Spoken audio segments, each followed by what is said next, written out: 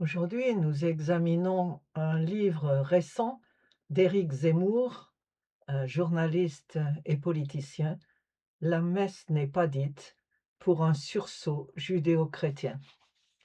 La messe n'est pas dite, c'est une expression qui vient bien sûr du catholicisme où, quand la messe finit, le prêtre euh, relâche les fidèles en leur disant: Allez, la messe est dite, c'est-à-dire la messe est terminée. Et dans cet ouvrage, Éric Zemmour dit: «L'Église a fait les rois qui ont fait la nation, qui a fait la République. La France sans le christianisme n'est plus la France et je veux continuer à vivre en France». Donc c'est un plaidoyer, bien sûr. Et la première chose qu'il souligne, c'est, selon son premier chapitre, que l'Europe est mortelle. La chrétienté a fait l'Europe, la chrétienté est morte, l'Europe va crever, quoi de plus simple? En 3 phrases lapidaires, dans son célèbre livre Les grands cimetières sous la lune, l'écrivain français Georges Bernanos pose la question fondamentale, la question existentielle de la mort de l'Europe. Et c'est ce dont il va parler. Il parle en particulier, par exemple, des chrétiens, qui sont les cibles privilégiées des viols et des massacres perpétrés par des djihadistes impitoyables au Nigeria, en Syrie, en Libye, en Irak. Euh, Ensuite, dans son second chapitre, Foi et loi, il décrit les événements qui se sont passés et essaye de faire la différence entre les conflits résidant dès l'avènement de Jésus et puis dans la révolution que portait le christianisme et la foi qui prime sur la loi. Donc il y a toute une discussion là-dessus. Et ensuite,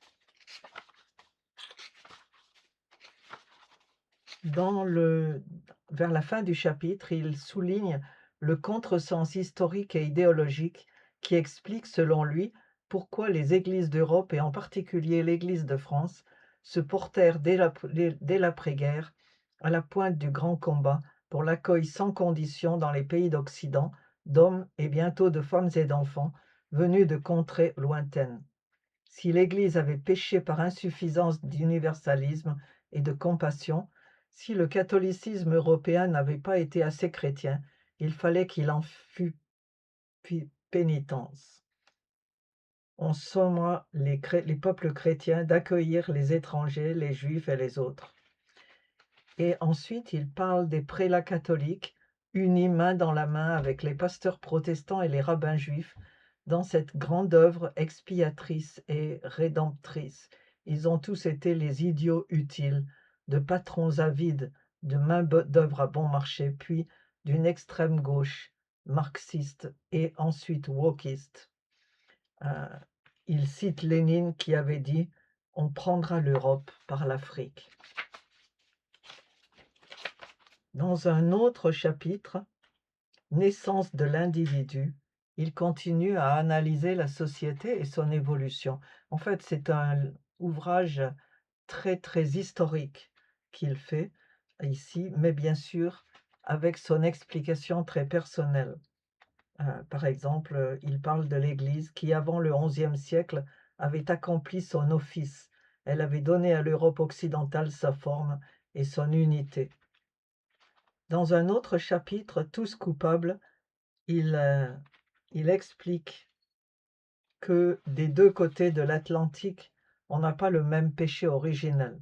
Tandis qu'en Europe, la mémoire de la Shoah hante les esprits, toute la politique américaine d'après-guerre a été obnubilée par le souvenir de l'esclavage. Et là, c'est très intéressant qu'il montre la différence, la grande différence que les gens tentent à ignorer entre l'Amérique et l'Europe. Plus loin, il y a pas mal de choses dans ce chapitre qui sont intéressantes, en particulier aussi la réflexion sur le pogrom du 7 octobre 2023 en Israël, qui restera la date où ces mouvements démographiques, intellectuels, idéologiques et politiques, plus ou moins souterrains, ont convergé pour mieux apparaître à la lumière crue de l'histoire. Dans un autre chapitre, il parle de l'inversion entre le christianisme d'Occident et celui d'Orient. Puis il regarde la Grande Alliance de l'après-guerre et puis la rechristianisation de l'Europe, un projet, un espoir, et il annonce que non, heu,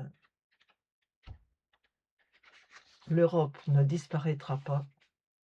Dans l'histoire tourmentée du XXe siècle, ni le communisme ni le nazisme ne sont parvenus à tuer le christianisme. À moins que l'Apocalypse ne soit proche, l'islam ne réussira pas davantage à détruire le christianisme. En tout cas, c'est conforme à l'espérance chrétienne que de le penser.